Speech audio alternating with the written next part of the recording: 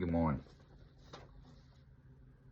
I wrote this 7:30, July 30th, 2017.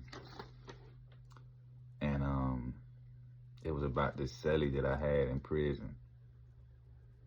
Boy, this dude was snoring so bad. I had a lot of snoring. I don't like snoring, period, like for real. But anyway, dude was just snoring his ass off, man. So I wrote a poem called Snoring Stranger. I think I should just stop putting all this shit in front of it too, talking so much, because I'm gonna delete this shit. No, I'm gonna leave it on there this time. Next time I ain't gonna do it though. I don't know why you're here or where in the hell you come from, but you've been in my immediate atmosphere for almost a month now, and not a day has been fun. I'm really starting to wonder about you a lot. Your spirit seems rather creepy, as if you're trying to plot. I still haven't seen your paperwork yet, as if you're just going to slide right through the system without your feet getting wet.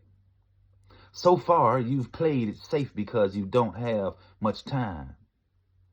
It's not like I'm doing anything illegal, so you can't drop a dime. Always attempting to be so interested in your next page of the book. Boy, there's nothing about you that looks like a crook. Plus, dog, you snore very, very bad, at least until I stop you. I can barely get any sleep. I wake up and want to drop you. It's okay if I had a MP3 player that worked to help block your ass out. You've even caused me to not trust in God and somehow begin to doubt. Damn. I don't know what the hell that come from. Then you pass gas and act as if you forgot and still don't say excuse me. It's like your energy has been sent here just to mentally abuse me.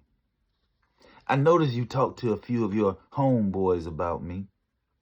I hope I never have to show you that even while you're with them, I could still sting like a bee. I realize that this is some type of test that I continue to have to deal with. Snoring strangers, passing gas that cannot think of what's next. Since this is my battle, I'm going to speak positive energy into the situation. I'm also going to pass my test without any reluctant hesitation. My brother said I should pray over you while you sleep and ask God to stop the sounds. What? That was crazy. I wasn't doing no shit like that. Just the thought alone sort of makes me feel my faith would be almost out of bounds. So once again, I'm going to have to lie in the cell with you and hope you'll never fall asleep until your face turns blue. Damn. That was cold. He moved out though. But we almost killed each other. But he moved out.